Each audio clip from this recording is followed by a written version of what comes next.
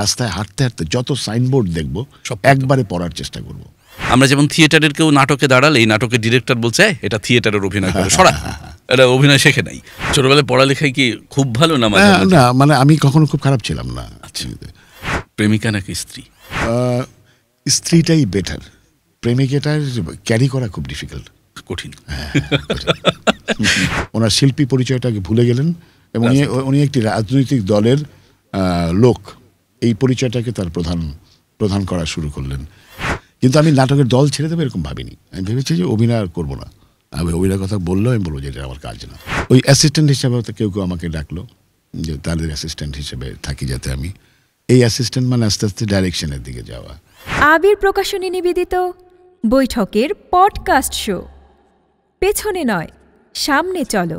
তিনি সমানভাবে নাট্যকার, নাট্য নির্দেশক, অভিনেতা এবং সেই অভিনয় আবার বিভিন্ন মাধ্যমে, মঞ্চে, টেলিভিশনে, চলচ্চিত্রে, অনলাইন প্ল্যাটফর্মে নানান মাধ্যমে সমানভাবে কাজ করে চলেছেন। এমনই একজন নন্দিত মানুষ, আমাদের সকলের প্রিয় ব্যক্তিত্ব আজাদ আবুল কালাম। শুভেচ্ছা, শুভ সন্ধ্যা। কেমন আছেন আপনি? শুভেচ্ছা। দিনকাল কেমন চলছে সবকিছু মিলিয়ে? চলছে আর কি, বাংলাদেশ যেমন চলছে সেরকম চলছে। বেশ। প্রচার হচ্ছে প্রতি বৃহস্পতিবার সন্ধে 6টায় বৈঠকের ইউটিউব চ্যানেল ও ফেসবুক পেজে। এরকম পরপর দুটো ছবি আমি করলাম, দেখা গেল একটা অভিনেত্রী হচ্ছেন পরিমণি, আরেকজন হচ্ছে বুবলি। এদের আমি এর আগে কখনো চর্মচক্ষে দেখিনি, নাম শুনেছি, মানে অভিনয় করতে এসে তাদের সাথে পরিচয়, তাদের সাথে কাজ করা, এরকম আর কি।